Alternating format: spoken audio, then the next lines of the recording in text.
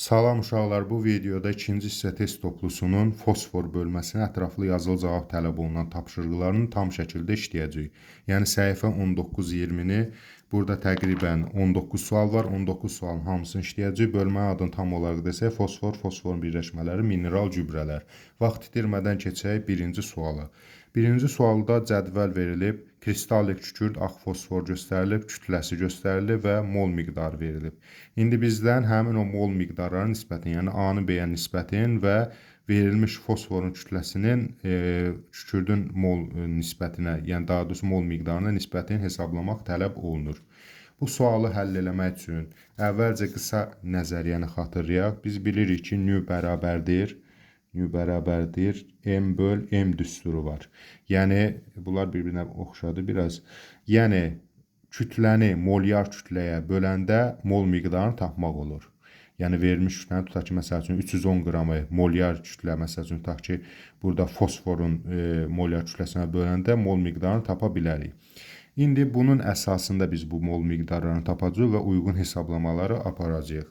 Əvvəlcə bunun üçün gəlin ağ fosfor və kristallik kükürdün molyar kütlələrini tapaq. Deməli, S8-in kütləsi, bir də P4-ün kütləsini tapmaq üçün nə edir? Burada nisbi atom kütlələr verilib. 32-ni vurarıq 8-ə. 32 vurulsun 8 bərabərdir. 8 ona 256. Deməli, kükürdün molyar kütləsi neçəyə bərabərdir? 256. İndi fosfor 31 4-ə. Çünki P4-dür burada. Bu da eləyəcək 124. Yəni fosforun da nisbi molekul kütləsi olacaq 124. İndi uyğun olaraq biz nə edirik? Buradakı cədvəl əsasında mol miqdarını tapaq. Burada kükürdün kütləsi 32M verilib. Onda nü bərabərdir 32M bölünsün. Nisbi molekul kütləsində 256 hesabladıq. Bölürük 256-ya, hansı ki bu bayaqki düstur əsasında, bayaq dedik, nü bərabərdir M bölünsün böyük M düstur əsasında hesablayırıq. İndi uyğun ixtisarları aparaq. 32 ilə 256 ixtisar gedəndə 8, yəni burada mol miqdarı A bərabərdir neçəyə? M bölünsün 8-ə. Sonra keçirik digər tərəfə. Burada isə görürük ki, verilib kütlə M. Nü bərabərdir M bölünsün. Nisbi molekul kütləsi də 124. Elə burada ixtisar getməyəcək. B də bərabərdir. B də bərabərdir. M bölünsün. M bölünsün 120. Çünki burada M bölünsün 124 cavabını çıxartdıq. Yəni, fosforun da mol miqdarı olacaq M bölünsün 124. İndi bizdən nə tələb olunur? A-nı B-yə nisbətin. Birincini tapmaq üçün əvvəlcə nə edirik? Yazaq burada birincinin hesablamasını aparaq. Deməli, M-i, daha doğrusu A-nı B-yə bölmək üçün A nədir? M böl 8. B nə idi? M böl 124. Bunları hesablamışdıq. İndi bunu nisbəti tapaq.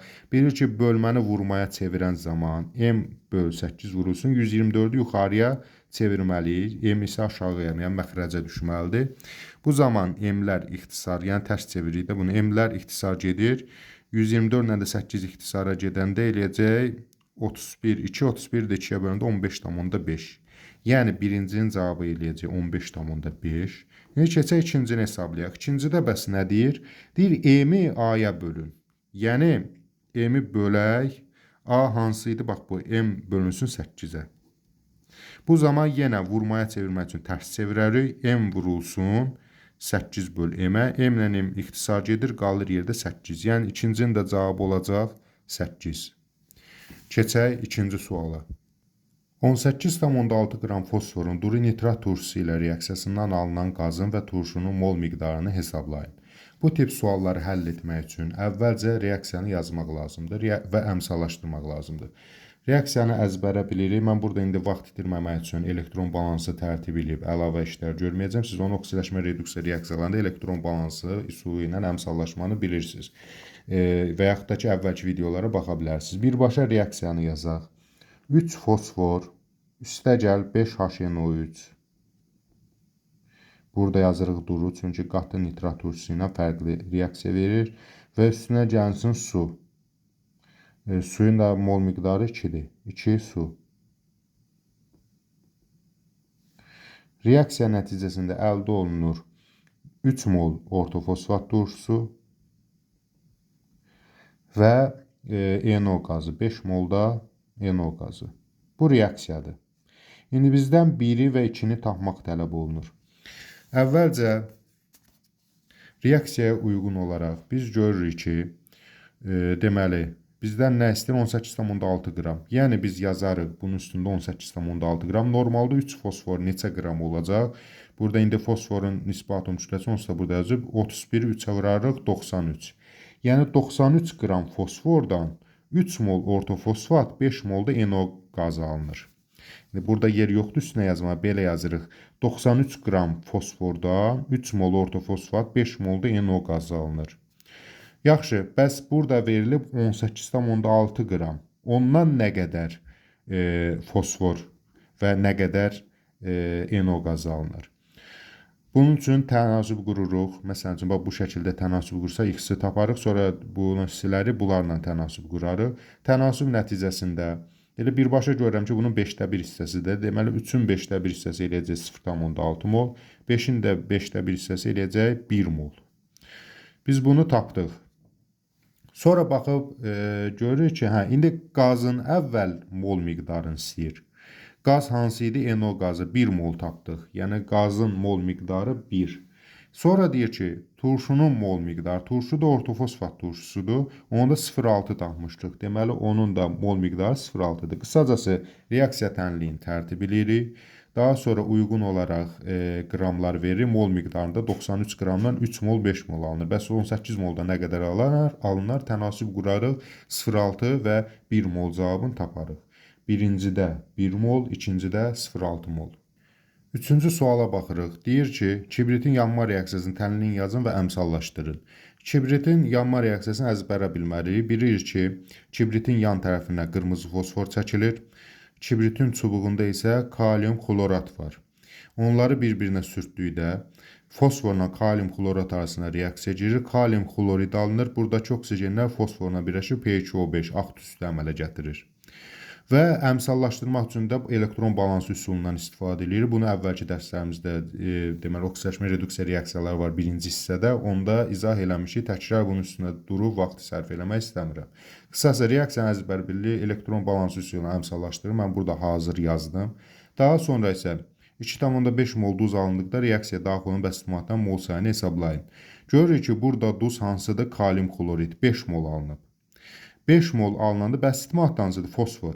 6 mol fosfordan 5 mol duz alınır. Yəni bəsit maddədən duz alınır. Bəs yaxşı 2,5 mol duz üçün nə qədər lazım olar? X. X də bərabərdir. Uyğun tənliyi qoyarıq. Yəni belə deyil, tənasüb 6-ya 5, X-a da 2,5, X-i də taparıq 3 mol. İkincinin də cavabı olar 3. Dördüncü suala baxırıq. Reaksiya daxil olan maddələr kalsium ortofosfat, deməli ortofosfat turşusu, sonra reaksiyadan alınan duz kalsium dihidroortofosfat. Və bunun əsasında bizdən X-i və Y-i tapmaq, yəni ortofosfat turşusunun kütləsini tapmaq və kalsium dihidroortofosfatın mol miqdarını tapmaq tələb olunur. Əvvəlcə reaksiya tənliyini tərtib edirik və əmsallaşdırırıq. Burada hazır yazmışam. Bu tənliyi necə tapa bilərik? Yəni əzbərləmədə. Biz bilirik ki, burada kalsium 3PO4 2 verilib. Kalsium dihidroortofosfatda, yəni kalsium dihidroortofosfat bu şəkildə, çünki kalsium 2 valentli olduğu üçün bu da 1 valentli. Bu şəkildə yazırıq. H2PO4 2-dədir. İndi nə edirik? Daha sonra H3PO4-də reaksiya daxil olub. Əmsallaşdırmaq üçün də görürük ki, burada 3 kalsium varsa, burada 3 kalsium qoymalıyıq. Sonra burada 3,2-nin 6 ortofosfat qrupası varsa, ikisi buradan gəlir, 4-ü qalır. Deməli, 4 dənə də ortofosfat turşusu olmalı idi.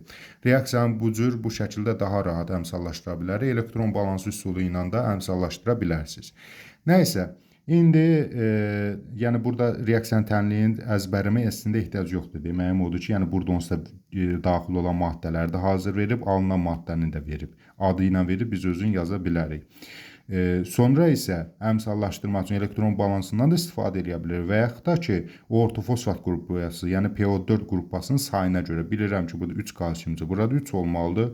Burada da 3,2-nin 6 ortofosfat qrupası isə burada ikisi var, deməli 4-ü də burada olmalıdır. 4 əmsalını atıram bura, 3-ü də bura. Əmsallaşdırandan sonra nə edirik? Bizdən soruşulan tapmaq üçün əvvəlcə burada yazıb, deməli, normalda 1 moldan 1 mol kalsium ortofosfatla nə qədər ortofosfat turşusu reaksiyaya girər? Deməli 4-ü vurarıq 98-ə. 4-ü 98-ə 100, deməli 190, 392. Bir daha baxaq. Hə də 392 qram. Sonra keçirik nə qədər bəs mol alınar? 1 moldan 3 mol alınar. Yəni normalda 1 mol kalsium ortofosfatdan 392 qram ortofosfat turşusu reaksiyaya girər və 3 mol kalsium dihidroortofosfat alınır. İndi isə bizə deyir ki, bəs 0,5 moldan nə qədər alınır? Buna da qoyub X və Y. X birincidir, Y də ikinci. Bunu tapmaq üçün nə edirik? Tənasüb tərtib edirik. Tənasüb zamanı, bunu biraz irəli verək. Tənasüb zamanı bilirik ki, 1 mola 392 isə 0,5 mola nə qədər olacaq? X də bərabərdir, yəni onun yarısı da 196 qram eləyəcək. Yəni birincinin cavabı burada eləyəcək 196 qram. 196. Keçir indi ikinci nə soruşur? İkinci də Y mol neçə mol olacaq? Yenə əgər 1 mola 3 mol əmələ gəlirsə, indi ortadakılar baxmır da 1 moldan 3 mol əmələ gəlirsə, bəs 0,5 moldan nə qədər əmələ gəlir? X də bərabərdir. 0,5-i 3-ə vurub 1-ə bölərik, eləyər 1,5 mol. Yəni, ikinci sualında cavab eləyəcək, ikinci tərəfdə olacaq 1,5 mol. 5-ci suala baxırıq. Görürük ki, bir qrafik verilib və qrafikdən sonra sualda deyilir.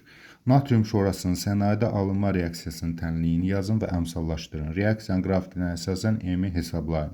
Burada tənlik hissəsi əzbərə bilməliyik. Yəni, biz bilirik ki, natrium şorasının formulası natrium NO3-dür. Natrium NO3 sənaye miqyasında, əslində laboratoriyada çox fərqli üsullarla da almaq olar, amma sənaye miqyasında almaq üçün natrium karbonatın sodanın üstünə NO2 qazı gəldikdə temperatur şəraitində, deməli natrium nitrat, natrium nitrit və karbon qazı verəcək.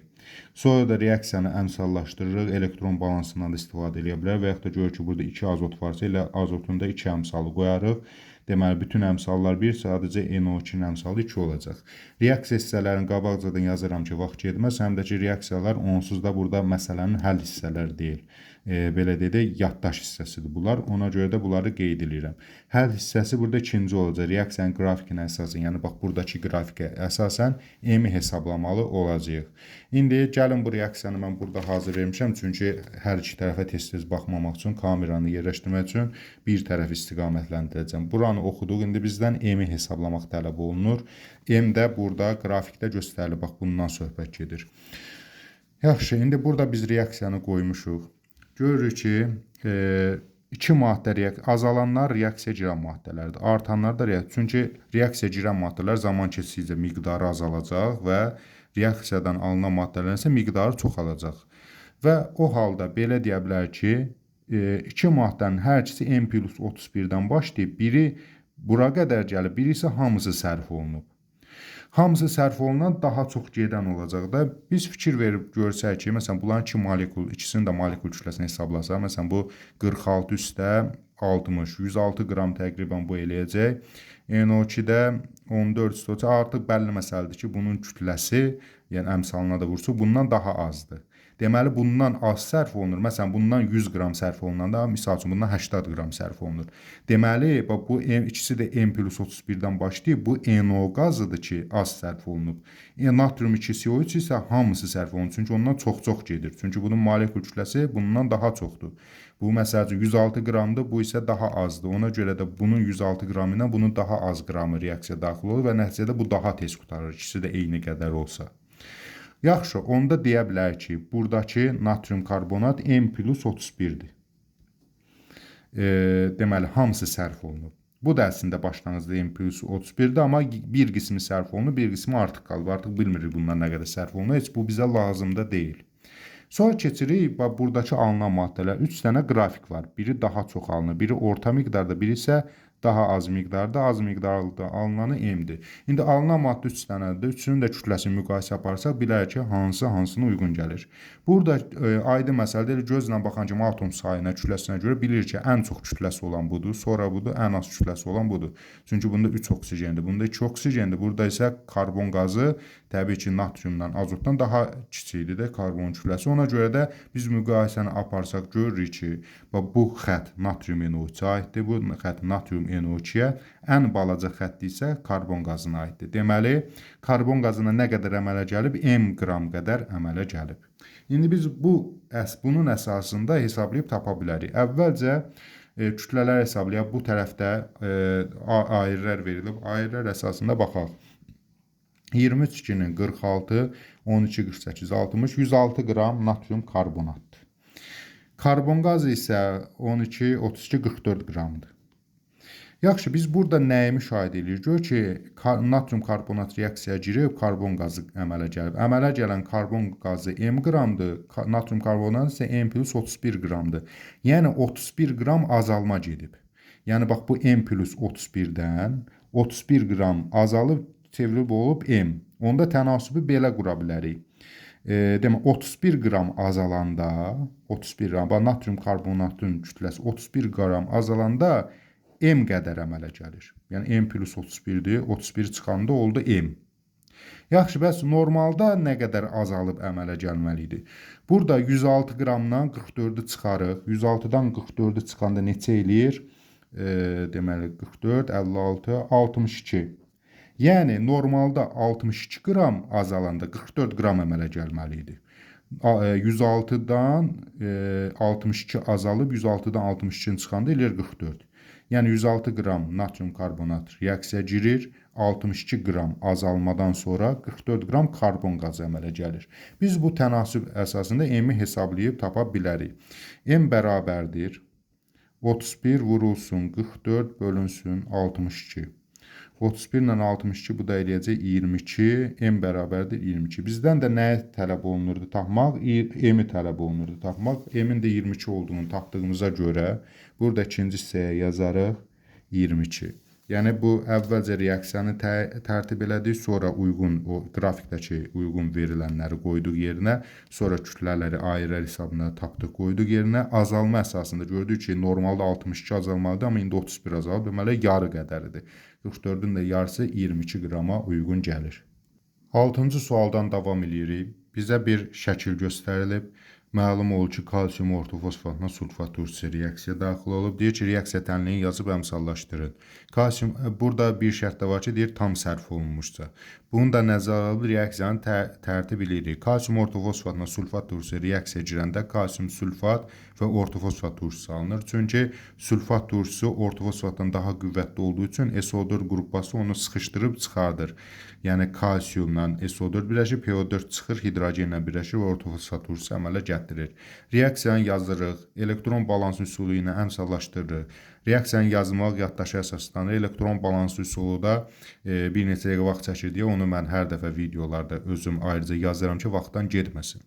Sonra bizə lazım olan əsas hissə hesablama hissəsidir. Bu birinci hissədir. İkinci hissədə deyir ki, maddələr reaksiya tam sərf olmuşsa alınan duzun kütləsini hesablayın. Alınan duz hansıdır? Kalsium sulfat. Bunu hesablamaq üçün reaksiyanı təkrar yazırıq. Reaksiyanı söhbət 6-cı sualdan gedir. Təkrar yazdıqdan sonra uyğun verilənləri qoyuruq yerinə. Burada nisbi atom kütlələri göstərilib. Onun əsasında biz tapırıq ki, kalsium ortofosfatın kütləsi normalda 310 qramdır. O 3 mol sulfatla reaksiya girir, 408 qram kalsium sulfat əmələ gətirir, 2 mol da ortofosfat əmələ gətirir. İndi bizə nə deyir? Deyir ki, 31 qram kalsium ortofosfat reaksiya daxil olub, 0,3 molundan, heç bu 0,3 mol nəzərə almasa da olar, onsuz da deyir tam reaksiya giribdir. Elə bir tərəf uyğun hesablaya bilərik. Ya bunun əsasında hesablamalı, ya bunun əsasında. Yəni ikisi də 10-da 1 qədərdir gördüyünüz kimi. 310, 31 qram, 3 mol, 0,3 mol. İndi bizdə nəyi soruşur? Bizdə deyir ki, alınan duzun, yəni bax bu duzun, alınan duzun kütləsini hesablayın.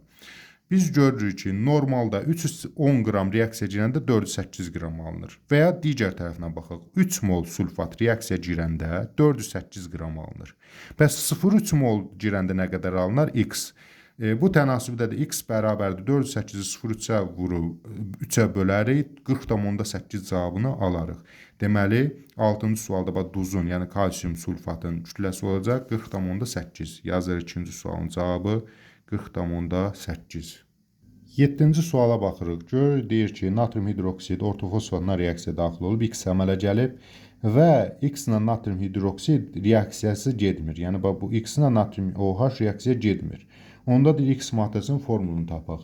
Deməli, natrium OH ilə H3PO4 arasında reaksiya girəndə nə əmələ gələ bilər? Ya natrium H2PO4, ya natrium 2HPO4 və ya da natrium 3PO4. Əgər natrium OH ilə daha reaksiya getmirsə, deməli tamamilə neytrallaşıb, yəni H-ların hamısı yerindən çıxıb və əmələ gəlib, bizə də əmələ gələn maddanın formulunu yazmaq tələb olunur. Əmələ gələn natrium 3PO4. Çünki natrium 3PO4 artıq bütün hidrogenlər əvəz olunduğu üçün natrium OH ilə reaksiya girməz. Və reaksiya girməməyinə əsas gətirərək bu natrium 3PO4 olduğunu burada tapa bilirik. Amma məsəl üçün reaksiya getmiş olsaydı, ola bilsin ki, natrium H2PO4 olsun və yaxud da natrium 2HPO4 olsun, yəni tam neytrallaşmamış olsun. Burada reaksiya getmədiyinə görə deməli neytrallaşır və formulu nədir? Birincidə natrium 3, deməli natrium 3PO4-dür. Bu 7-ci sualın birinci tərəfi. İndi ikinci tərəfinə baxırıq. Deyir ki, X maddəsinin, yəni həmin bu tapdığımız maddənin argentum nitrat ilə reaksiya tənliyini yazın və əmsallaşdırın. Bilirik ki, gümüş nitrat ortofosfat ionunun təyini reaksiyasıdır. Çünki gümüşlə PO4 çöküntü verir. Bu halda bunu nəzərə alaraq gəlin reaksiyanı tərtib edək. Deməli, natrium 3PO4 gümüş, burada ikinci yazadır, çünki ikinci tərəfidir. Tənliyi yazmaq və əmzalaşdırmaq tələb olunur. Üstünə gəlsin argentum NO3. Reaksiya girir və əmələ gəlir. Deməli, argentumla PO4 reaksiya girir, çöküntü verir. Argentum 3 PO4 çöküntüsü verir və NO3 ilə də natrium nitrat, daha doğrusu natriumla NO3 məhlulda qalır. Natrium nitrat. Natrium NO3. İndi biz görürük ki, burada 3 gümüşdürsə, deməli burada mən 3 atmalıyam. Burada da 3 natrium 3 NO3 ilə birləşir, 3 natrium NO3. Yəni əmsallaşdıranda reaksiyanın tənliyini yazın və əmsallaşdırın.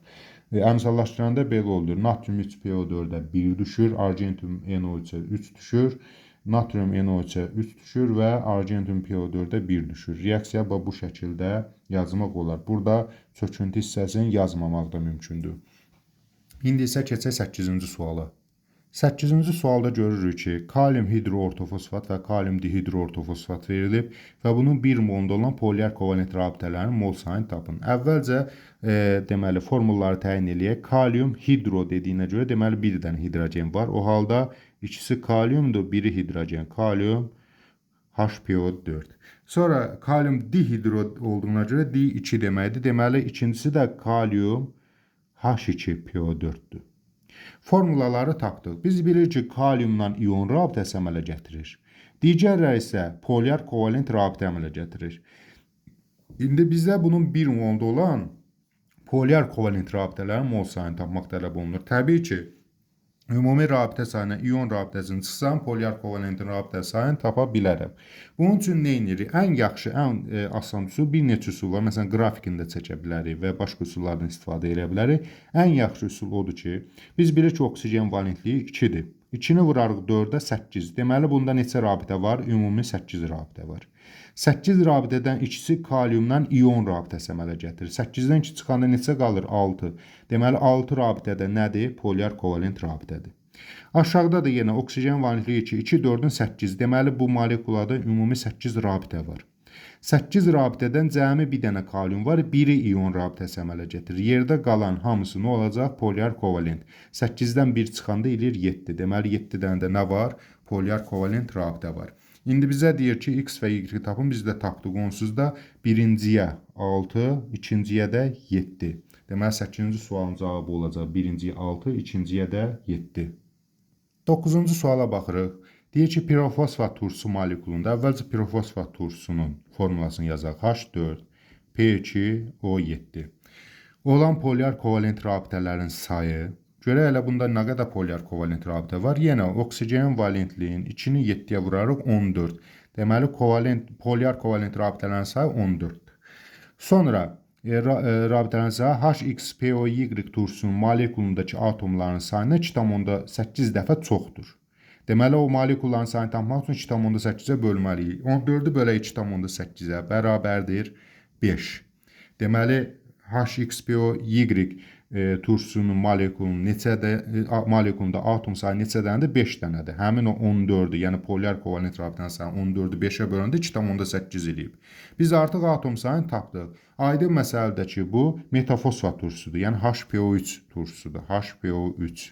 Çünki bunda görürsünüz 1, 1, 3, 5 atom eləyəcək. Deməli, HXPOY turşusunun formulunu tapın. Deməli, birinci hissəsi formulunu tapmalıymış. Formulu tapdıq, yazırıq. HPO3, yəni metafosfat turşusu və onun molekulunda pi rabitələrinin sayını yazın. Gəlin bunun şəklini çəkək. H, oksigen, P. Bunun şəkli, yəni qrafik formulası daha doğrusu bu formadadır. Bizdən də deyir, pi rabitələrin sayını tapın. Pi rabitələrin sayını tapmaq üçün bilir ki, bütün bir qat rabitələr sigmadır. İki qat rabitələrdən biri pi'dir. Yəni, bax, bu pi'dir, bu da bu pi'dir. Yəni, bu sigmadır. Bunlar da pi rabitələrdir. Pi rabitələrin sayı neçə dənə oldu? 2 oksigen arasında. Bir bu, bir bu. Ümumilikdə 2 dənə. Deməli, ikinci tərəfində cavab olacaq 2. Keçid alırıq 10-cu suala. Gör ki, P2O5 su ilə ilıq soyuq qaynar suda müxtəlif turşular verir. Gəlin qabaqcadan o turşuları yazaq. İlıq su ilə bilir ki, pirofosfat turşusu, yəni H4P2O7 verir. Soyuq su ilə metafosfat, yəni HPO3 verir. Qaynar su ilə ortofosfat, yəni H3PO4 verir. Deyir ki, X-in molekulunda fosfor və oksigen. Burada 1, 2, 3-ü də yazaq. Deməli, 1, 2 və 3.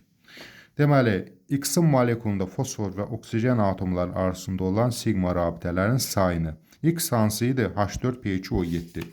Deməli, biz burada nə edirik? Onun formulasını çəkək ki, rahat qavrayaq. Deməli, bunun formulası necə olacaq? H-ları yazırıq. Fosforları qoyuruq burada. Oksigen bu şəkildə. Yerdə neçə dənə oksigen qaldı? 3 oksigen. Biri bunlar arasında körpü yaradır. Hərəsində də biri 2 qat rabitə ilə birləşir. X-in molekulunda, yəni bax bu pirofosfatın molekulunun qrafik formunu şəklini çəkdi. Atomları arasında olan sigma rabitələrin sayını. Görürük ki, burada cəmi 2 dənə pi rabitə var da. Bu 2 qat rabitə bir dənə oksigenlərdədir. Yəni biri bu pi rabitədir, biri də bu pi rabitədir. Qalanları hamısı sigma rabitədir. O halda 2 valenti vururam 7-yə, 14. 14-dən 2-sini çıxıram pi-ni, qalır 12. Və yaxud da ki, elə bir sayısa görə 1, 2, 3, 4, 5, 6, 7, 8, 9, 10, 11, 12 rabitə nədir? Sigma rabitədir. Deməli, birinci tərəfə yazırıq, 10-cu sualın birinci tərəfinə yazırıq 12. Keçirik. Bir də üzr istəyirəm, burada biz çaşbaş düşmüşük. Mən elə bildim ümumi sigma rabitələrini. Burada deyir ki, fosfor və oksigen atomları arasında olan sigma rabitələrin sayını. Yəni biz bu H-ları götürməməliydik. H-ları çıxaq bundan 1, 2, 3, 4. Çünki bunlar hidrogenlə oksigen arasında. Amma bizə nə deyir? Fosforla oksigen atomları arasında olan sigma rabitələrin sayı. Ona görə 4-ü çıxıram. 12-dən 4-ü çıxanda 8.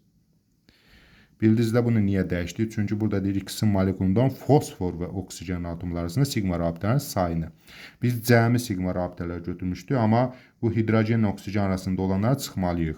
O halda deməli saysaq 1-1 fosforla oksigen atomları arasında. Biri bu, 2, 3, 4, 5, 6, 7, 8 dənə eləyir.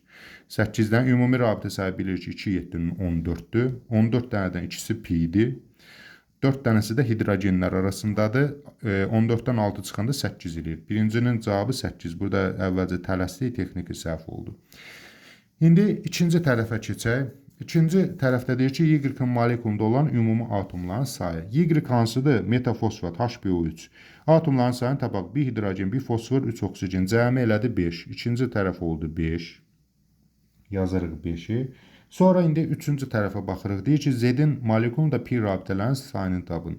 Z-in molekulu, yəni H3PO4-dür. H3PO4-ün formulasını yazsaq, bu şəkildə yaza bilərik. Yəni ortofosfat turşusunun qrafik formulası bax budur. Burada bir dənə 2 qat rabitə oksigenlə fosfor arasındadır. Yəni bir dənə pi rabitə var. Onda 3-cü sualın cavabı da olacaq 1. 1-ə düşəcək 8, 2-yə düşəcək 5, 3-ə də düşəcək 1. 20-ci səhifədə 11-ci sualla davam edirik.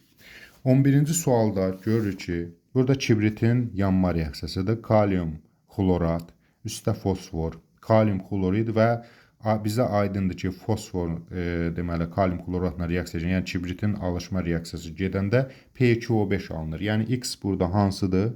P2O5 maddəsidir. Və deyir ki, X-in ilıq su ilə reaksiyasının məhsulunun adını yazın. Bu birinci tərəfidir. Bu birinci tərəf. Aydın məsələdir ki, X-in ilıq su ilə reaksiyasında, yəni bu P2O5-in ilıq su ilə reaksiyasında nə əmələ gəlir? H4 P2O7. Yəni pirofosfat turşusu əmələ gəlir. Pirofosfat turşusu. Burada aydın yazaq pirofosfat turşusu. Bu birinci tərəfi. Yəni bax bu əmələ gəlir. İkinci tərəfinə keçirik. İkinci tərəfdə deyir ki, 0,5 mol Y-in tam yanmasına sərf olunan oksigenin həcmini litrlə hesablayın. Əvvəlcə reaksiyanın özünü yazaq, sonra isə hesablayaq. Deməli, görürük ki, burada kalsium fosfid üzərinə su gəlib və kalsium hidroksid aydın məsələdir ki, fosfidlər su ilə hidroliz olunduqda pH3 əmələ gəlir. Yəni, bax, bu maddədə Y-də pH3-dür, fosfin qazıdır. Fosfin qazının oksigenlə reaksiyasını yazaq. pH3 üstünə gəlsin oksigen əmələ gəlir. Deməli, P2O5 və deməli, üzərinə gəlsin su əmələ gəlir bir də. Çünki bizə deyir ki, tam yanmasına sərf olunan oksigen həcmini hesablayın. İndi biz burada reaksiyanı yazdıq, əmsallaşdırmanı aparırıq. Görür ki, sağ tərəfdə 2 fosfordur. Mən buraya 2 fosfor qoyuram. Həmçinin 6 hidrogen olacaq. Burada 3 əmsal ataq. 3, 2-nin 6 hidrogen. Fosfor hidrogenlərə sayı bərabərləşdirir. İndi oksigen tərəfə baxaq. 5 oksigen burada, 3 oksigen burada, 8. 8-i də 2-yə bölündə 4 mol. Deməli, oksigen reaksiyaya girib. İndi bizə nə deyir? Deyir ki, 0,5 mol Y-in tam yanmasına sərf olunan oksigen həcmini tapın. 2 molla, Y hansı idi? pH3 idi. 2 molla 4 mol oksigen reaksiyaya girir. Deməli, 0,5 molla da 2 mol oksigen reaksiyaya, 2 molla 4 mol oksigen reaksiyaya girir. 0,5 mol pH3-lə də 1 mol oksigen reaksiyaya girəcək. 1 mol oksigenin də həcmi 22,4 litrdir. Deməli, ikinci sualın cavabı 22,4 litr olacaq. Və yaxud da belə də hesablaya bilərdik. 2 molla 89,6 litr oksigen reaksiyaya girir. 4-ü 22,4-ə vurardı, 89,6. Bəs 0,5 molla X 0,5 bərabərdir. Ondan sonra uyğun tənasübü hesablayardıq və 22,4 olduğunu tapardıq. Burada biri bir daha yazaq pirofosfat turşusu. Pirofosfat. Deməli, birinci hissəsi, 11-ci sualın birinci hissəsi olacaq pirofosfat turşusu, ikinci hissəsi olacaq 22,4 litr. Keçək 12-ci suala. Ammofos kalium şorası tərkibində olan qida elementləri. Biz bilirik ki, bunlar ikisi də kompleks gübrədir. Tərkibində olan qida elementləri də kompleks gübrədə ya azot, fosfor, kalium bunlardan ya hər üç ya da ikisi ola bilər. İndi biz görürük ki, Y bunlardan ortaqdır. Bunun əsasında gəlin tapaq. Heç ammofosla kalium şorasını bilirik ki, kalium NO3 və NH3, yəni heç onları yazmayaq. Birbaşa adından da hiss eləmək olur ki, nədir? Ammofos, yəni tərkibində ammonium qrupası var və fosfor var. Yəni tərkibində azot var və fosfor var. Kalium şorası, kalium NO3, tərkibində kalium var və azot var. Deməli, ammofosda ammofos. Kalium şorasında kalium, şoraların da hər birinin tərkibində N var. Yəni, bunların tərkibində olan elementlərə baxdıq. İndi görürük ki, Y hər ikisində varsa, hər ikisində olan hansıdır? Azot. Deməli, Y hansıdır? N-dir. Fərqli olan hansıdır? X deməli fosfor imiş, Z də kalium imiş. Bu, sadə olduğuna görə heç bunun formularını yazmaq, uzun zadı üzərində işləməyə ehtiyac yoxdur. Deyir ki, birincini, ikincini və üçüncünü tapın. Birinci X-dir. X hansı tapdıq? Fosfor. İkinci Y-dir. Y hansıdır? Azot. Üçüncü Z-dir. Z hansıdır? Kalium. Adlarında da həmişə fos sözü varsa, deməli fosfor içərisində var. Ammo sözü varsa, deməli azot var. Çünki ammonium NH4 qrupasının tərkibində həmişə azot olur. Şora sözündə həmişə azot var. Kalium sözündə də kalium var. Heç formulanı əzbərə bilməsəz də bunları yaza bilərsiniz. 13-cü suala baxırıq. 13-cü sualda reaksiyaya daxil olan maddələr göstərilib, alınan duz hər ikisində eynidir. X duzunun formulasını tapmaq tələb olunur və A-nı, yəni kalsium ortofosfatla daxil olan ortofosfat turşusunun mol miqdarını tapmaq tələb olunur. Əvvəlcə X-in formulasını tapaq. Gör ki, 1 mol kalsium OH2 ilə 2 mol H3PO4 reaksiyaya girib. Bu tip reaksiyaları yaxşı olar ki, qrafiklə daha rahat qavraya bilərsiniz. Ona görə elə qrafiklə də göstərək. Kalsium OH2 bu cür qrafik formulası var. 2 mol da H3PO4'dür. Yəni bir dənə H3PO4, bir də bir dənə H3PO4. 2 mol çəkirəm. 1 mol kalsium OH2, 2 mol H3PO4. Qrafiklə olsa daha rahat qavrayacaqsınız. Ona görə bu üsulla izah edirəm. Və reaksiya daxil olandan sonra aydın məsələdir ki, OH-ların hərəsinin bir ortofosfat turşusu neytrallaşdıracaq. Buradakı OH-la buradakı H-lardan biri çıxacaq, su verəcək, yəni neytrallaşacaq. Yenə buradakı OH-larına buradakı H-lar biri H3 düşdü oldu H2, yenə bir mol su verəcək və bunlar birləşəcək buna. Yəni olacaq kalsium 2 dənə H2PO4. Kalsium H2PO4-dən 2 dənə. Bu şəkildə formula. Deməli biz bunu formulun adını istəmir. Adını da istəsəydi deyərdi kalsium dihidroortofosfat. Formulanı buradan yazaq. Birinci kalsium H2PO4 2. Bu formulalı maddə əmələ gəlir. İndi ikinci tərəfdə deyir ki, kalsium ortofosfatın üzərinə ortofosfat turşusu gəliblər və nəticədə bu maddə, yəni kalsium dihidroortofosfat alınıb. Bunun üçün yenə ən asan üsul budur ki, görürük burada neçə kalsium var? 3 kalsium var. Alınan maddə də X-dırsa, deməli əvvəlcə buna 3 qoyaq. Çünki 3 kalsium ortofosfatdan 3 kalsium dihidroortofosfat əmələ gəldi. 3 kalsiumdan 3 kalsium əmələ gəlməlidir. Heç reaksiyanın uzun uzadı yazmıram. Qısa yol. 3 kalsiumla 3 kalsiumlu birləşmə əmələ gəlməlidir və deyir ki, bu X maddəsi, yəni həmin o bu maddədir. Sonra isə deməli biz ortofosfat turşusunun əmsalını tapmaq üçün yenə reaksiyanı yazmadan qısa yol budur ki, baxaq görə burada neçə ortofosfat qrupası var? 3, burada da 2, 6 dənə ortofosfat, yəni 6 dənə PO4 var və yaxud da digər deyişlə 6 dənə fosfor var.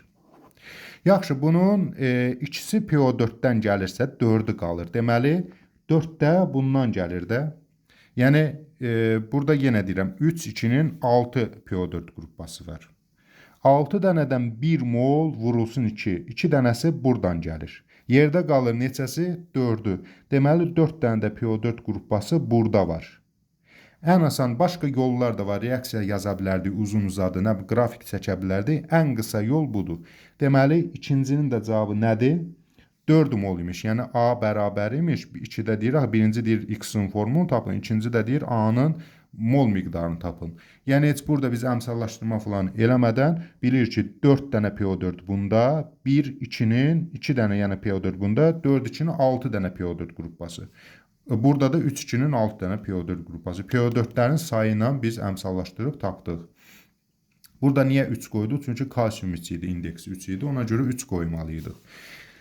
Sonra 14-cü sualda görürük ki, X litr fosfinin alınmasına sərf olunan kalsium fosfidin miqdarı tam yanmasına sərf olunan.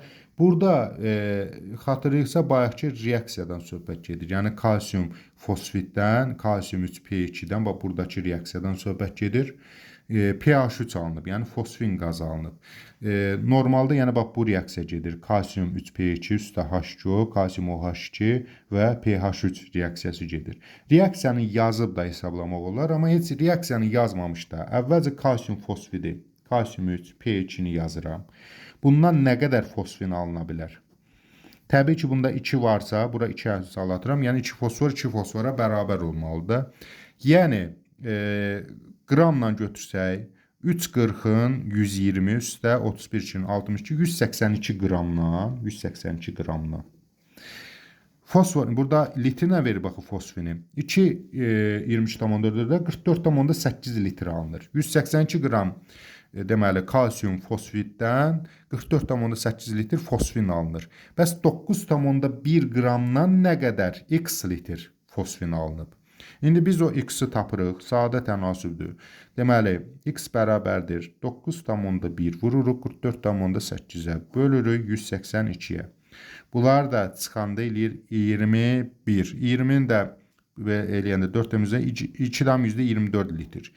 Yəni, burada x-in x litr olacaq, bizdə birinci, ikinci tərəflər var da. Deyir, birinci tərəf x-i tapın. X-i tapdıq 2,24 litr.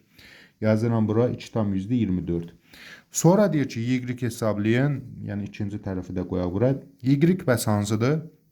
Həmin bu fosfinin tam yanmasına sərf olunan oksigenin mol sayı. Bunun üçün fosfinin bayaq reaksiyasını, yanma reaksiyasını tərtib eləmişdik. İndi təkrar tərtib eləyim. Yadınızdadsa bayaq 11-ci sualda bu reaksiyadan söhbət gedirdi, biz tərtib eləmişdik. Onu təkrar bura yazdıq. Bizə hesablama hissəsi lazımdır. Yəni tam yanmasına sərf olunan oksigenin mol sayı lazımdır. Normalda fosfin qazı 44,8 litri, 44,8 litr neçə mol oksigenlə reaksiya girir? 4 moluna. Bəs indi yaxşı, biz tapmışıq axı bu fosfin qazı 2,24 litrdir. 2,24 litr nə qədər deməli oksigenlə reaksiya daxil olur? Y mol qədər. Y də bərabərdir 4 vurulsun 2,24 bölünsün 44,8. Bunlar da ixtisar gedəndə 20-də 1, yəni eləyəcək 0,2. O halda 0,2 molda yazırıq bura. Yəni Y olacaq 0,2 mol. Bu reaksiya əsasında tapdıq. 44,8 litr ilə 4 mol girir. 2,24 litr ilə də 0,2 mol reaksiya girəcək. Keçək 15-ci suala. 15-ci suala baxırıq. Deməli, x gübrəsinin formulunu və adını yazın, A-nın qiymətini hesablayın. Bunun reaksiyasını təyin eləyib də yazmaq olar, elə qısaca da yazmaq olar. Əvvəlcə onu deyək ki, karbon qazı ilə NH3 arasında reaksiya girsə, təbii ki, karbamid alınacaq. Reaksiyanı bu şəkildə qeyd eləyə bilərik. Deməli, biraz yuxarı verək. Görürük ki, söhbət buradakı reaksiyadan gedir. NH3 ilə karbon qazı reaksiya girib, NH3 ilə karbon qazı, yəni amonyakla karbon qazı reaksiya girib və əmələ gəlib karbamid və su. Reaksiya bax bu formadadır və indi bəs necə reaksiyasız bilə bilərdi? Bilirik ki, əzbərə bilirik ki, NH3 ilə karbon qazı reaksiya girəndə nə alınır? Karbamid alınır. Karbamidin formulu CO NH2 2 şəklindədir. Adı karbamiddir. Üçüncüsü A-nın qiymətini hesablayın. A-nın qiyməti də yenə reaksiya üzərindən hesablaya bilərdik. Misal üçün görürük ki, burada əmələ gələn maddə deməli karbamid maddəsidir. Hansı ki X maddəsi karbamid. Bu da 2 moldur. 2 moldursa biz bilirik ki 2 mol NH3-dən 1 mol karbamid alınır. Bəs 2 mol karbamid üçün nə qədər amonyak lazımdır? Deməli 4 mol. X qoyardı bura 4 mol olduğunu tapardı. Yəni 2 qatı qədər tənasüblə tapardıq. Əgər 4 mol lazımdırsa və sonda 1 mol NH3 qalırsa, deməli 4 üstə 1 5 mol eləyəcək. Bəs belə necə tapa bilərik? Belə də bilirik ki, bunun tərkibində neçə amonyak qrupu, yəni reaksiya yazmadan, yəni qısa-qısa, çünki bizə imtahanda vaxta qənaət lazımdır. Karbamidin tərkibində neçə amin qrupu var? NH2, 2, yəni 2 dənə azot var. Deməli, bizə bunun 1 molunu əldə eləmək üçün 2 mol NH3 lazımdır. Yaxşı, biz görürük ki, X gübrəsi, yəni bu gübrənin formulu burada X-dir. X neçə moldur? Bax, burada yazıb da 2 mol. 2 mol gübrə üçün bəs nə qədər NH3 lazım olar? 1 mol üçün 2 dənə lazım olar, çünki burada 2 azot var. 2 mol üçün də 4 dənə lazım olar. Belə tənasüb də təyin edə bilərik. Deməli, bundan 1 mol üçün, 1 mol karbamid üçün 2 mol amonyak lazımdır. Bəs yaxşı, 2 mol karbamid üçün, yəni gübrə üçün nə qədər lazımdır? X də bərabərdir 4-ə. Deməli, bizə 4 mol NH3 lazımdır. NH3 A-dan 1-ə qədər enib. Yəni 4 mol sərf olunubsa, deməli bu 5 imişdi. 5-dən 4 çıxıb 1 qaldı. 1 üstə 4 5. Yəni A burada 5 mol imiş ki, 5 moldan 4 mol sərf olundu, 1 molu qaldı. Və o 4 moldan da 2 mol karbamid əmələ gəldi. Və burada da 2 mol olduğu görürük. Heç yəni reaksiyanı yazmadan da birbaşa həll etmək mümkündür və yaxud da ki, reaksiyanı yazıb da həll edə bilərsiniz. Reaksiya burada göstərilmişdi. Mən çünki hər dəfə sualları sizə izah etməmişdən qabaq əvvəlcə özüm işləyirəm, ona görə vərəqlərdə hazır olur. Deməli, üçüncüyə də yazırıq. A-nın qiyməti 5 mol. 16-cı suala baxırıq. Görürük ki, burada qrafik verilib. Deyir, kalium OH ilə H3PO4, yəni kalium hidroksidindən ortofosfat turşusunun reaksiyasına alınan duzun formulunu tapın. Adını tapın və üçüncü olaraq da reaksiya zamanı alınan suyun kütləsini hesablayın. Yəni, nə qədər su alınıb, onu hesablamaq lazım olacaq.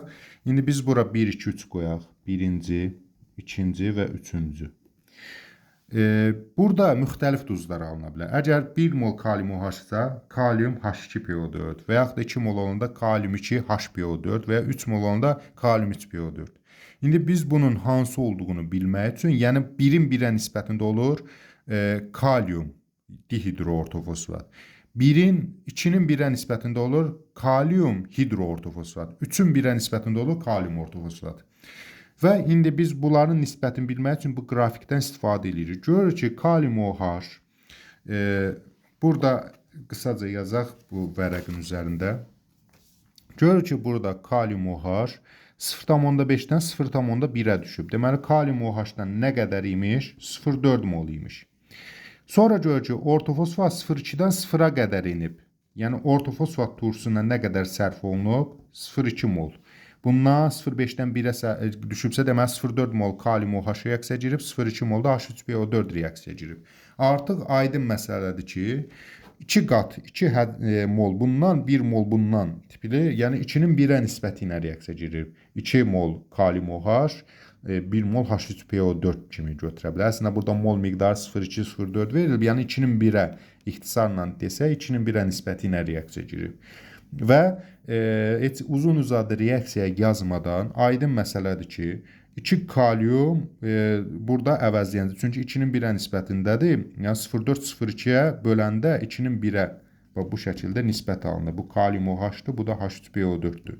Onda biz hidrogen tərəfdən 2 kaliumu silərik. Olar kalium 2 HPO4. Tam əvəz eləməsi üçün 3-ün 1-ə reaksiya girməlidir. Yəni, kalium OH olmalıdır 0,6 mol, halbuki 0,4 moldur. 0,2 0,2-yə girsəydə kalium H2PO4 olacaqdır. Deməli, kalium 2 HPO4 formula oldu.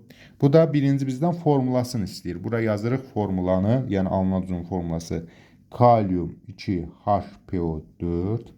Sonra deyir onun adını. Adı da nə olacaq? Kalium. Burada bir dənə hidrodur da. Ona görə kalium hidro. Burada lap dirək qoyaq. Hidro ortofosfat turşusu. Daha doğrusu duzu. Duzun deyir ki formulunu. Sonra reaksiya zamanı alınan suyun kütləsini hesablayın. Yenə reaksiyasını yaza bilərdik. Amma heç reaksiyanın uzun uzadı yazmaya ehtiyac yoxdur. Görürük ki, burada 0,4 mol, burada şərti yazdıq bunu sonradan izah üçün. 0,4 mol kalium OH-dan 0,2 mol H3PO4 reaksiya girib. Yəni 0,4 mol OH ayrılıb. Bu tərəfdən də 0,2-ni 2-yə vururuq, 0,4 mol da H ayrılıb. Cəmi bir yerdə 0,4 mol H2O eləyir də. Çünki 0,4 mol kalium OH tapmadıq bayaq bir reaksiyanı əldə eləyəndə. Videonu əvvələ çevirib baxara bilərsiniz. 0,4 mol kalium getdi bunlar reaksiyaya. Burada OH-lar qaldı da OH iyonları. O da bunun hidrogenlərlə reaksiya girdi, H2O əmələ gətirdi. Yəni 0,4 mol OH-dan 0,4 mol H2O əmələ gəldi. Heç yenə də reaksiyanı yazmaya ehtiyac yoxdur. 1 molun kütləsi 18 qramdırsa, H2O-nun kütləsi 18 qramdır. 1 molu 18 qramdırsa, bəs 0,4 mol nə qədər eləyir? X də bərabərdir. Deməli, 7,2 qram. Onda üçüncü də olacaq 7,2. 17-ci suala baxırıq. Deyir ki, 500 ml 0,2 molyar kalium 3PO4 məhluluna 200 ml 0,3 molyar argent MnO3 məhlulu əlavə edilir. maddələrdən biri tam reaksiyaya daxil olarsa, alınan çöküntünün mol sayını birinci və bu mol sayını yazaq. Və reaksiyadan sonra məhlulda olan duzların mol saylarını ikinci olaraq da cəmi mol saylarını hesablayaq. Əvvəlcə onu deyək ki, molyar litrə görə ölçülür. Ona görə millilitri biz gəlir litrə çevirək. 500 millilitr neçə litrdir? 0,5 litrdir. 200 millilitrdə 0,2 litrdir. İndi 0,5-i 0,2-yə vuranda neçə eləyəcək? 0,1 eləyəcək. Yəni 0,2-nin yarısı deməkdir də bu. Biz bunları vuranda molu tapın, yəni həcmi molyara vuranda mol miqdarını tapa bilərik. 0,5-i 0,2-yə vuranda deməli 0,1 mol eləyir. Bizə bu lazımdır. Sonra digər tərəfdən 0,2-ni 0,3-ə vuranda 2 3-ün 6, 2-dən də 10 dalıq gedəndə 0,06 eləyir. 0,06 mol eləyir. Bizə yenə bu hissə lazımdır. Yəni 0,2 3-ün elə bil ki 5də 1 hissəsi deməkdir. Olacaq 0,06 mol. Sonra isə biz bu reaksiyanı təyin eləmək, yəni K3PO4 ilə argentum NO3 arasında gedən reaksiyanı yazmalıyıq. Reaksiyanı uzun-uzadı vaxt getməsin deyə mən burada yazmışam. Deməli, reaksiyanı tərtib elədik, sonra əmsallaşdırdıq elektron balansı üsuluna. Heç asandır, heç elektron balansına ehtiyac yoxdur. Kalium 3PO4, argentum NO3, bilirik ki, 3 gümüş varsa, deməli, bura 3 əmsal atırıq. Burada da deməli NO3-dən də 3 olacaq. Ona görə 3 əmsalı atırıq. Bu şəkildə əmsallaşdırırıq. Daha sonra deyir ki, maddələrdən biri tam reaksiyaya daxil olarsa, aydındır ki, biri tam daxil olacaq, biri isə artıq qalacaq. Tam daxil olan hansı olduğunu bilmək üçün və burada tapmışdıq molları 0,1 molu yazıram kalium 3PO4-ün üzərinə, 0,06 molda yazıram argentum NO3-ün üzərinə. Daha sonra isə bunlar arasında hesablama aparıram. Bu daha çox sərf olunandır. Baxanda görür ki, bunun 0,06 mol üçün 0,2 mol lazımdır. Deməli, bu 0,02 mol, yəni 0,2 mol lazımdır. Bu da artıqlaması ilə götürülüb. Deməli, bu tam reaksiyaya daxil olacaq, bundan isə biraz artıq qalacaq. O halda reaksiyanı tərtib elədik və alınan çöküntünün mol miqdarını tapmaq üçün indi nə edirik? Normalda 3 moldan 3 molla 1 mol reaksiyaya girər və 1 mol çöküntü alınır. Yaxşı, bəs 0,06 molla nə qədər reaksiya girəcək? Burada x qoyub da yaza bilərik. Məsələn, 1-ə 3-dürsə, x-a 0,06 tənasübünü hesablaya bilərik. Amma heç tənasübə ehtiyac qalmadan da bunun 3də 1 hissəsi 0,02 moldur. Deməli, bundan sərf olunan nə qədərdir? 0,02 mol sərf olunub. Bəs nə qədər əmələ gəlib? 3 moldan 1 mol əmələ gəlsə, 0,6 moldan da 0,2 mol əmələ gələcək. Yenə 3-dən 1, 0,x qoyaram bura, tənasübü hesablayaram. Amma heç tənasübə ehtiyac olmadan bunu 3-ə bölüb rahat tapa bilirəm. Yəni, bunun 3də 1 hissəsi əmələ gəlsə, bunun da 3də 1 hissəsi əmələ gələcək. Bizə də nə deyirdi? Deyirdi ki, alınan çöküntü, burada çöküntü halında olan bircə burada ortofosfat, gümüş ortofosfatdır. Yəni, bu hətta ortofosfatın təyini reaksiyasıdır. Yəni, argentum 3PO4 çöküntüsü. Çöküntü burada budur. Və deyir, çöküntünün mol sayını, çöküntü mol sayını tapdıq 0,2 mol. Yazıram burada 0,2. Sonra deyir ki, reaksiyadan sonra məhlulda olan duzların mol sayları cəmini hesablayın. Yaxşı, bu tam sərf olundu. Argentum NO3 getdi. Amma bunun 0,1 molundan 0,2 mol sərf olundu. Nə qədər qaldı? 0,8-i qaldı. Çünki bunu bir dənə də 0 artırsa, %10-dan %2-ni çıxdıq, %8 qalacaq da. Deməli, 0,8 mol K3PO4. Gümüş 0 tam. Hə, bu çöküntüdür. Bu burada deyir məhlulda olan duzların mol sayları cəmini. Çöküntünü təbii ki hesablamaram. Çünki çöküntü getdidə də məhlulda qalmadı. Kalium NO3-ü bəs baxaq görək nə qədərdir. Görür ki, əmsal uyğun gəldi. 3 moldan 3 mol kalium NO3 əmələ gəlirsə, deməli 0,06-dan da 0,06 əmələ gələcək. Heç bunun tənasübə də ehtiyac yoxdur. Sadə qaydadır. 3 mola 3 molsa 0,6-ya 0,6 olacaq. Üstünə gələn bunu da 0,6 eləyəcək 0,14. Deməli, reaksiyadan sonra məhlulda olan duzların mol sayı 0,14 eləyək. 0,14. 18-ci suala baxırıq. Görürük ki, burada kalsium ortofosfat 20 qram verilib, ondan fosfor alınıb 3,1. Fosforun alınma reaksiyasının praktik çıxımını faizli hesablayın və alınan fosforun tam yanmasına sərf olunan oksigen kütləsini hesablayın. Heç burada yenə uzun uzadı reaksiya yazmadan sadəcə kalsium ortofosfatının formulasını yazaq. Kalsium 3 PO4 2. Normalda bundan nə qədər fosfor alınır? Yəni nəzəri olaraq 100%-də nə qədər alınır? Fosfor burada 2 dənədir, 2 fosfor. Kütlələrini tapsaq biləcəyik. Burada bunun kütləsi kalsium 3PO4 deməli 120, deməli 31, 64, 95 2-nin 95 190, 120, 310 qram. 310 qramdan 62 qram alınır. Yəni belə deyək də normalda bu qədər alınmalıdır. Amma indi deyir ki 20 qramla nə qədər alınmalıdır nəzəri olaraq? Hələ bu praktiki 3,1-də nəzəri olaraq x. Nəzəri olaraq 310 qramdan 62 qram fosfor alınmalıdır. Bəs 20 qramda nə qədər x? X bərabərdir. Tənasibi hesablayaraq 20-ni 62-yə vurub 310-a bölərik. Və yaxud elə birbaşa görürəm 5-də 1 hissəsidir. Deməli 5-də 1 4 qram alınır. Yenə də yazaq 62 vur 20 böl 310. 5-də 1-i deməkdir, bu deyilir 4 qram. Yəni x bərabərdir 4 qram. Nəzəriyyədə budur. Bəs praktikada nə qədərdir? 3,1-dir. Deməli, praktiki çıxımı faizlə hesablamaq dediyinə görə 3,1-i bölürəm 4-ə, vururam 100%-ə. Bərabərdir 4, 25. 25-i də 3,1-ə vuranda deməli 75, o da 77,5. Deməli, birinci hissənin cavabı, birinci sualın cavabı olacaq 77,5%. Praktik çıxım bu qədərdir. İndi deyirsə, alınan fosforun tam yanmasına sərf olunan oksigenin kütləsini hesablayın. Onda biz fosforun yanma reaksiyasını heç yenə uzun uzadı yazmıram. Fosfor yananda nəyə çevrilir? P2O5-ə. 2 fosfor çevril olur P2O5. Reaksiyanın heç uzun yazmaya ehtiyacı yoxdur. Deyir, indi burada 3,1 qram fosfor var da. Bunun yanmasına sərf olunan oksigenin kütləsi nə qədər olar? Oksigenin kütləsi. Yox, bizə oksigeni də tam yazmaq lazımdır. Normalda baxıb görərik ki, deməli, burada P2-dirsə, bunun 2,5 əmsalı vurub, 2,5-i 16-ya, deməli, 32-yə daha doğrusu tapa bilərik 80 qram. Və yaxud da indi siz başa düşməmiş olsanız reaksiya ilə, yəni 80 qram lazımdır normalda.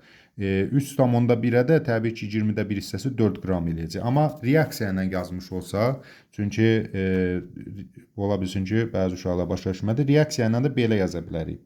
Fosfor üzərinə gəlsin oksigen, əmələ gəlir P2O5. 2-ni bura gətiririk. Yox, daha doğrusu bura 2 qoyaq. 4-ü bura gətiririk, bura 5. 4 fosfor, 4 fosfora 10 oksigen, 10 oksigenə. Reaksiyanı yazdıq, əmsallaşdırdıq. İndi isə baxaq görək, normalda neçə qramla neçə qram girir? 4,31-in, 4,31-in daha doğrusu 124 qram fosforla, deməli, 32,5-in 160 qram oksigen reaksiya girir. Bəs indi deyir ki, 3,1-lə nə qədər reaksiya girər? X. X də bərabərdir. 3,1 vur 160 böl 124. Bunlar ixtisar gedir 40-da 1, bu da eləyir 4 qram. Yəni eyni cavab çıxdı. Sadəcə olaraq indi aşağıdan təkrar edəcəm 4 qram. Yəni alınan fosforun yanmasına 4 qram oksigen sərf olunur. Praktik çıxımda 77,5%-dir. Bəs buradan biz necə həll elədik? Gördük ki, fosfor P2O5, deməli burada 5 oksigen olduğuna görə, deməli bu 2,5 imiş. 2,5-i 30-a vurduq 80. Deməli normalda 62 qram üçün 80 lazımdırsa 3,1 üçün də nə qədər lazım olar? Onun 20-də 1 hissəsi, yəni 4 qram. Biz belə də hesablaya bilərik. Qısaca, mən həmişə çalışıram reaksiyanı uzun yazmayayım, çünki bəzi reaksiyalar ümumiyyətlə yadımda qalmır. Siz də bu tip üsullardan istifadə eləyə bilərsiniz. Keçək 19-cu suala. 19-cu suala baxırıq. Deməli, tam reaksiya daxil olan maddələr verilib. Biz elə bu maddələr əsasında reaksiyanı yazaq. Kalium OH2 üstəgəl H3PO4. Reaksiya nəticəsində əmələ gəlib kalsium HPO4 və su əmələ gəlib heç o ard hissəsi bizə lazım deyil. Bizə lazım olan maddələrlə hesablamalar bu kifayət edir. Deməli, kalsium heç burada əmsallar da hamısı 1-in 1-ədir. Çünki hamısı əmsallar kalsium 1 kalsiumadır, 1 ortofosfat iondur, 1 hidrogen ortada qalıb. Bunlar hamısı yəni bir dənə suyu yazmadıq burada. Hansı ki 2 mol su alınır. Deməli, indi deyir ki, m qram və m qram kalsium OH-la m üstə 12 qram ortofosfat reaksiya daxil olur və x qram nə əmələ gəlib? Kalsium hidroortofosfat əmələ gəlib. Və bizə deyir ki, m-i, yəni kalsium OH-ın kütləsini hesablayın, bir də x hesablayın. İndi baxaq görə normalda kalsium OH2-nin kütləsi nə qədərdir? Deməli, 16 üstə 1, 17 2-nin 34 üstə 40, burada nisbi atom kütlələri verilib. 74 qram OH2-dir, yəni kalsium OH2-dir. H3PO4 ortofosfat turşusu 98-dir, 64, 31, 91, 98 qram. Və ondan əmələ gələn ortofosfatın da kütləsi olacaq. Deməli, 96 üstə 40, 136 qram. Burada bu verilənlər əsasında biz baxıb görürük ki, normalda indi bizim burada əlimizdə bir dənə verilən var da, m-dən m+12 artıb. Yaxşı, normalda 74-dən 98 artır. Nə qədər artım deməkdir bu? 98-dən 74-ü çıxanda eləyir 24. Deməli, bunu biz belə də yaza bilərdik, 74 üstə 24. Yəni 74 üstə 24 neçə eləyir? 98. 74 qramdan 74 plus 24-ə gəlir. M-dən də m plus 12-yə gəlir. Bunun əsasında biz tənasüb qura biləcəyik. Yəni 74 qram kalsium OH2 reaksiya girəndə 24 qram artım olursa, 74-dən 98 artdı da, yəni 24 qram artdı. Bəs m qramda reaksiya girəndə nə qədər artır? 12 qram artım olur. Yəni m-nə m plus 12-yə gəlirdi, 12 qram artım olur. Deməli, 74 qram girəndə 24 qram artım olur. M qram girəndə 12 qram artım olur. Bunun əsasında tənasübü qururuq. M də bərabərdir. 74 vurulsun 12 bölünsün 24. İxtisarlar gedər eləyər 37 qram. Deməli, bizdən də nəyə soruşurdu? M-i tapmaq. M-i artıq tapdıq. M bərabərdir 37 qram. Tapdıq M-i. Birinci tərəf oldu. Nə? 37 qram. İkinci tərəfə keçirik. İkinci tərəfdə deyir ki, m və x hesab. X də bunun kütləsidir. Yaxşı, 74 qramdan 136 qram alınırsa, bəs 37 qramdan nə qədər alınır? X də bərabərdir 37 vur 136 böl 74 eləyəcək, yəni yarısı qədər deməkdir də. Bu da eləyəcək təqribən 68. Yəni ikincinin də sualın cavabı 68-dir. Bu qədər 19 sualın hamısını işlədi. Biraz vaxt çox çıxdı. 1 saata yaxın video çəkdi. Yəni ortalama hər sual başı 3-4 dəqiqə düşür. Mən çalışıram ki, maksimum sadə izah edeyim. Hələ reaksiya yazmaqları, əmsallaşdırmaları falan ixtisar elədim. Videonu hər sualda dayandırıb ayrıca yazdım ki, vaxtınız çox getməsin. Amma mənim əsas məqsədim odur ki, sizə sadə şəkildə izah edeyim. Yəni maksimum çalışıram ki, elementar səviyyədə izah olsun. Və burada biz bilirik ki, bu ikinci testin mən səhifələr üzrə yox, mövzular üzrə işləyirəm, amma birinci hissəni isə səhifələr üzrə işləyirdim. Əvvəlki testlər, bu testləri başa düşmək üçün təbii ki, əvvəl birinci hissədən başlamaq lazımdır. Əmsallaşdırmaq üçün, məsələn, oksidaşmə, reduksiya reaksiyalar və s. elektron balans üsulu, onları öyrənin ki, bunları daha rahat qavraya biləsiniz. Çünki kimyada ardıcıllıq prinsipi var. Kimyanın əvvəlin bilmədən, sonradan belə deyəcək, məsələn, birinci, üçüncü, ikinci mövzuları, 5-ci mövzunu bilmədən 25-ci mövzunu qavramaq çətin olur.